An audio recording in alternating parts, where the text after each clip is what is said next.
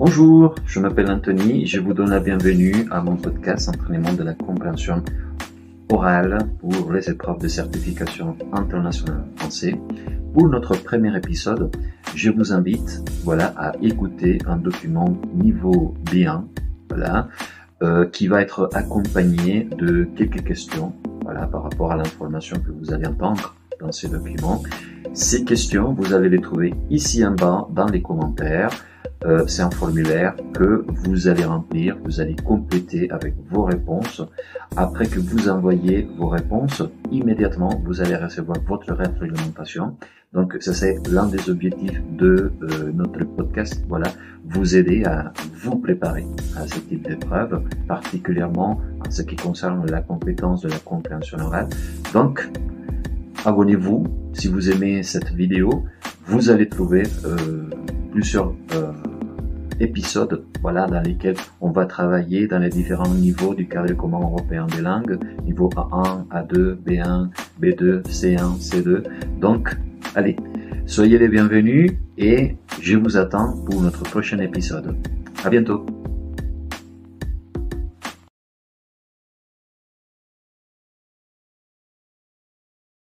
Père-Lachaise, les vraies stars aujourd'hui avec Jim Morrison, ce sont les renards qui vivent et qui se reproduisent depuis 2020. Benoît Gallo est le conservateur du Père-Lachaise dans l'Est parisien. Il en a fait un livre, La vie secrète d'un cimetière. Il avait croisé un renard pendant le premier confinement. Dans un cimetière complètement désert et j'ai entendu un bruit dans les feuillages sur ma droite et je pensais voir un chat. Il y en a quelques-uns au Père-Lachaise aussi, c'est les mammifères qui occupent les allées.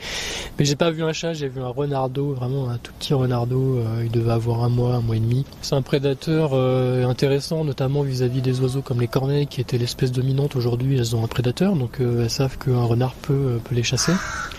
Il va réguler également la population de rongeurs. Il mange de tout le renard, il est très opportuniste, des fruits, des insectes. En tout cas s'il se reproduit, c'est qu'il trouve une quantité de nourriture largement suffisante. Il y a aussi des fouines, une 60aine d'espèces d'oiseaux, un haut lieu de la biodiversité parce que dès que vient la nuit, les humains sous leur pierre tombale ne dérangent personne. Avec autant de calme, en pleine journée, on n'entend pas la ville.